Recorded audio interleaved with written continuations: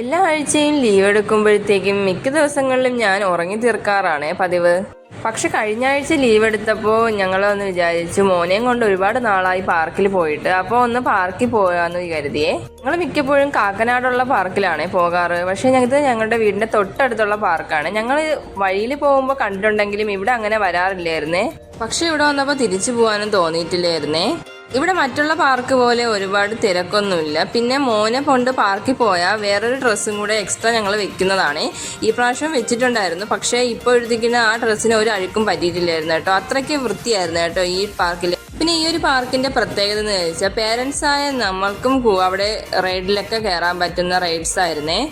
പിന്നെ ഞങ്ങൾ എറണാകുളത്ത് ഫ്ലാറ്റിലാണ് താമസിക്കുന്നത്. അപ്പോൾ മോന് ഓടിക്കളിക്കാനൊന്നും സൗകര്യങ്ങളൊന്നും ഇല്ല. ഇവിടെ വന്നപ്പോൾ അവന് ഒരുപാട് സന്തോഷമായി കേട്ടോ. ഒരുപാട് നേരം ഓടിക്കളിക്കുന്നുണ്ടായിരുന്നേ. അവൻ ഓടിക്കളിക്കുന്നത് നോക്കി ഞങ്ങൾ രണ്ടുപേരും കൂടെ ഒരു ഊഞ്ഞാലിരുന്ന് ആടിക്കൊണ്ടിരിക്കുകയായിരുന്നു കേട്ടോ. നല്ല രസമുണ്ടായിരുന്നു കേട്ടോ. ഞങ്ങൾ ഊഞ്ഞാലിരുന്ന് ആടുന്നത് കണ്ടിട്ട് അവനും ഊഞ്ഞാലിൽ ആടണമെന്ന് പറഞ്ഞ് കരഞ്ഞായിരുന്നേ. പക്ഷെ എനിക്ക് മടി കാരണം ഞാൻ എഴുന്നേറ്റില്ല കേട്ടോ. ഹസ്ബൻഡിനെ കൊണ്ടാണ് കേട്ടോ ആ പണി ചെയ്യിപ്പിച്ചത്.